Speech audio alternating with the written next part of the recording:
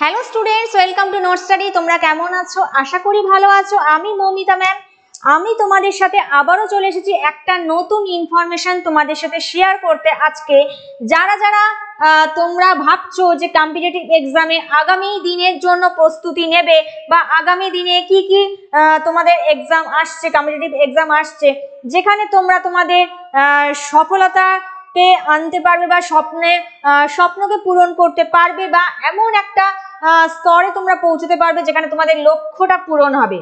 ঠিক আছে, তো যারা যারা এই পর্বে ঠিক এই সময় ফুড এসআই পরীক্ষা গেল, পরবর্তী তোমরা ভাবছো যে কি কি এক্সাম আর সেন্ট্রালের তরফ থেকে বলো বা স্টেট গভর্নমেন্ট তরফ থেকে বলো যে কি কি এক্সাম দিলে তোমাদের ভালো হয় বা তোমরা সেখানে প্রিপারেশন নিতে পারবে, সেই হিসেবে কোন কোন ক্ষেত্রে রিক্রুটমেন্ট আসছে সেই তথ্য নিয়ে আজকে আমরা চলে এসেছি তোমাদের কাছে। তো এই ভিডিওটা অবশ্যই তোমরা দেখো। আর আমাদের যে আজকের যে তথ্যটা তোমাদের সাথে শেয়ার করব সেটা হচ্ছে যারা যারা রেলের পরীক্ষায় বসতে চাও বা যারা যারা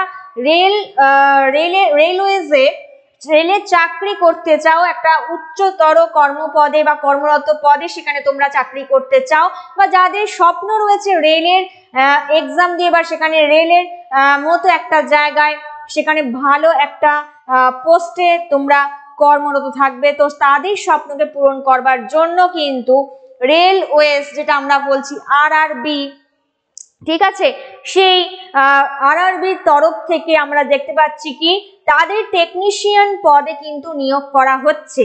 ঠিক আছে, ইন্ডিয়ান সেক্ষেত্রে রেলওয়েজ রিক্রুটমেন্ট বোর্ডের তরফ থেকে রেলে কিন্তু টেকনিশিয়ান পদে, কোন পদে? টেকনিশিয়ান পদে কিন্তু নিয়োগের একটা ফর্ম বেরিয়েছে বা রিক্রুটমেন্ট সেখানে তোমরা ফিল আপ করতে পারো। এইবারে এই ক্ষেত্রে তোমরা কারা কারা নিয়োগ করতে পারবে, কোন পদের জন্য রয়েছে, কি কি তোমাদের পরীক্ষার জন্য এই যে ফর্মটা অ্যাপ্লাই করবে বা এই পরীক্ষার জন্য তোমাদের কি কি বিষয় পড়তে হবে, কত বয়স পর্যন্ত ছাড় আছে এবং কি কি লাগবে, সেই ডিটেলস আমি তোমাদের সাথে একটু শেয়ার করব।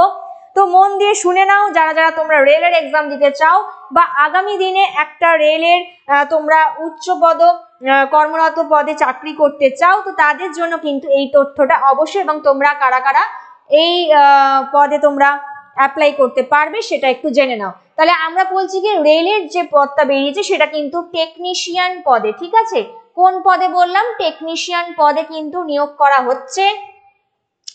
তো সেক্ষেত্রে এই টেকনিশিয়ান পদের জন্য মোট নিয়োগকারী পদ কতগুলো রয়েছে যদি আমরা দেখি, অল ওভার ইন্ডিয়ার ক্ষেত্রে যদি দেখি 17টা জোন মিলিয়ে, টোটাল 17টা জোন মিলিয়ে কতজন মোট নিয়োগ হতে পারবে? টোটাল নিয়োগকারী পদের সংখ্যা কিন্তু 9144, মানে প্রচুর সংখ্যা রয়েছে, প্রচুর নিয়োগ পদ রয়েছে। টোটাল হচ্ছে 9144টা পদে তোমরা নিয়োগ হতে পারবে এবং টোটাল 17টা জোন মিলিয়ে। ঠিক আছে, বয়স এবার কত? তোমরা ভাবছো যারা যে অনেকটা বয়স হয়ে গেছে দিতে পারবো কিনা, অবশ্যই দিতে পারবে। কমপক্ষে 18 হতে হবে। আর তোমরা যদি 30-এর উপরেও হয়ে যাও, তোমরা যদি ভাবো 30-এর উপরে হয়ে গেছে আমি কি দিতে পারবো, এখানে ফর্ম অ্যাপ্লাই করতে পারবো, অবশ্যই পারবে। 18 থেকে কিন্তু 33 বছর বয়স পর্যন্ত এখানে সময়সীমা দিয়ে দিয়েছে। 18 থেকে 33-এর মধ্যে যারা যারা আছো তারা কিন্তু যাদের ইচ্ছে রেলের একটা কর্মরত পদে চাকরি করব, তো তারা কিন্তু অবশ্যই এটা অ্যাপ্লাই করতে পারো। নেক্সট যাচ্ছি, এই যে 18 থেকে 33 বললাম সেটা কিন্তু একদম নর্মালি। আর যারা তফসিলি রয়েছে, মানে এসসি এসটি ওবিসি যারা রয়েছে, এই সংরক্ষিত শ্রেণীদের জন্য কিন্তু এইটা আরো এক্সটেন্ড করা হয়েছে। মানে তফসিলিদের জন্য যেমন নর্মালি 5 বছর থাকে, আর এসসি এসটি মানে ওবিসিদের জন্য কিন্তু 3 বছর পর্যন্ত বয়সের একটা ছাড় দেওয়া রয়েছে। ঠিক আছে, পরবর্তী যে ইনফরমেশন সেটা হচ্ছে তোমরা কবে থেকে মানে কতদিন পর্যন্ত অ্যাপ্লাই করতে পারবে। এখনো কিন্তু ফর্ম ফিল আপ চলছে, মানে অ্যাপ্লাই করা চলছে, অনলাইনে আবেদন চলছে, সেটা শুরু হয়ে গেছে অলরেডি 9 মার্চ থেকে, চলবে কতদিন অবধি? 8ই এপ্রিল লাস্ট কিন্তু আবেদনের শেষ তারিখ। আগামী মাসের এপ্রিল মাসের 8 তারিখ অবধি কিন্তু এই টোটাল আবেদনটা তোমরা অনলাইনের মাধ্যমে করতে পারবে। ক্লিয়ার? পরবর্তী শিক্ষাগত যোগ্যতা বলতে কি বোঝাচ্ছে? যেখানে একটা এনসিভিটি বা এসসিভিটি থেকে তোমাদের একটা ম্যাট্রিকুলেশন পাস থাকতে হবে এবং একটা স্নাতক পাস থাকতে হবে বা একটা ম্যাট্রিকুলেশন পাস করলেই কিন্তু তোমরা এই রেলের পদে নিয়োগ হতে পারবে। ঠিক আছে, একটা প্রশিক্ষিত ইউনিভার্সিটি থেকে বা বিশ্ববিদ্যালয় থেকে সেখানে স্নাতক পাস হলে এবং এসসিভিটি বা এনসিভিটি থেকে ম্যাট্রিকুলেশন পাস করলে কিন্তু তোমরা এই পদে অবশ্যই অ্যাপ্লাই করতে পারো।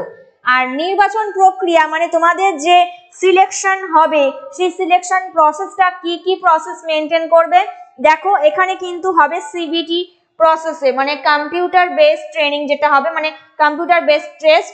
সেই কম্পিউটার বেসড টেস্ট ওপর ভিত্তি করে প্লাস তোমাদের একটা ডকুমেন্ট ভেরিফিকেশন থাকবে। তো এই দুটো প্রসেসে তোমাদের কিন্তু নির্বাচন প্রক্রিয়া বা সিলেকশন প্রক্রিয়া চলবে। অর্থাৎ সিবিটি 1 হবে কম্পিউটার বেসড টেস্ট 1 হবে, সিবিটি 2 হবে, দেন ডকুমেন্ট ভেরিফিকেশন হবে, তারপরে কিন্তু সিলেকশন প্রসেসটা এইভাবেই কিন্তু তোমাদের চলবে বা সিলেকশন প্রসেসটা এইভাবেই কার্যকরী হবে।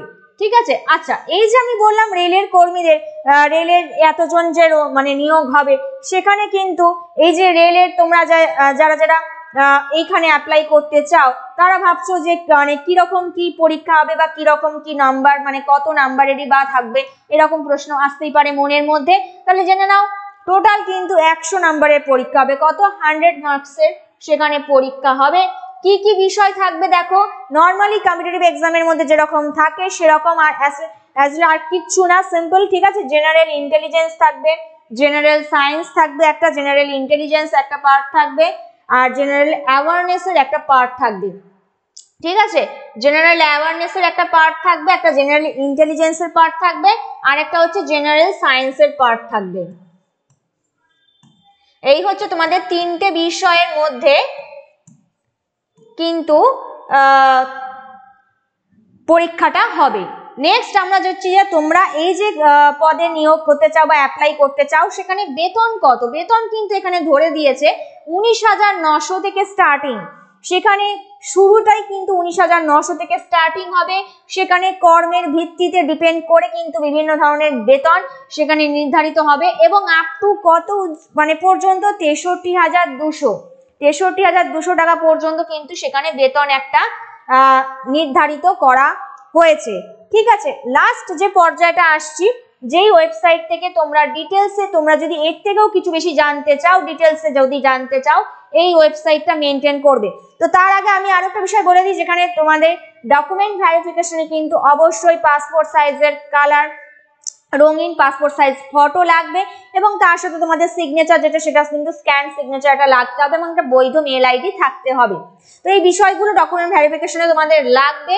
আর তার সাথে এছাড়াও যদি তোমরা আরো কিছু ডিটেলসে যদি ইনফরমেশন পেতে চাও অবশ্যই কিন্তু এই ওয়েবসাইটটায় গিয়ে অ্যাপ্লাই করার সময় জেনে নিতে পারো, যেখানে ওয়েবসাইটটা হচ্ছে Indian Railways.government.in। এই ওয়েবসাইটে গেলে তোমরা কিন্তু ডিটেলসে এর ইনফরমেশন তোমরা নিতে পারবে। এবং এই যে টোটাল এতগুলো পদের মানে ধরো 9,144 প্রায় 9,150টা মতো যে সিট রয়েছে মানে শূন্য পদ রয়েছে, সেই এতগুলো শূন্য পদে কিন্তু টেকনিশিয়ান নেওয়া হচ্ছে। তো যাদের যাদের এই স্বপ্ন, রেলে কাজ করার একটা স্বপ্ন, যেটা তোমরা কিন্তু ছোটবেলা যখন থেকে পড়াশোনার ভিতটা তৈরি করতে তখন থেকে তোমাদের একটা মনের মধ্যে গেঁথে রয়েছে, সেই স্বপ্নটাকে পূরণ করার সময় কিন্তু আজ চলে এসেছে। তো সেই মুহূর্তে তোমরা যদি এইটা ফর্মটা অ্যাপ্লাই করতে চাও অবশ্যই কিন্তু অ্যাপ্লাই করতে পারো। আমি বয়স থেকে শুরু করে আবেদনের শেষ তারিখ বলে দিয়েছি, আর তোমরা এর থেকে বিশদে জানতে গেলে অবশ্যই ওয়েবসাইটে গিয়ে কিন্তু জেনে নিতে পারো। ঠিক আছে, তো আজকের মতো এইটুকু। আগামী দিনে আবার আমি নতুন কোনো তথ্যের মধ্যে দিয়ে আসবো, তোমাদের সাথে শেয়ার করব। তো ততক্ষণ পর্যন্ত তোমরা ভালো থেকো, ভালো করে পড়াশোনা করতে থাকো আর সুস্থ থেকো। All the best, have a nice day.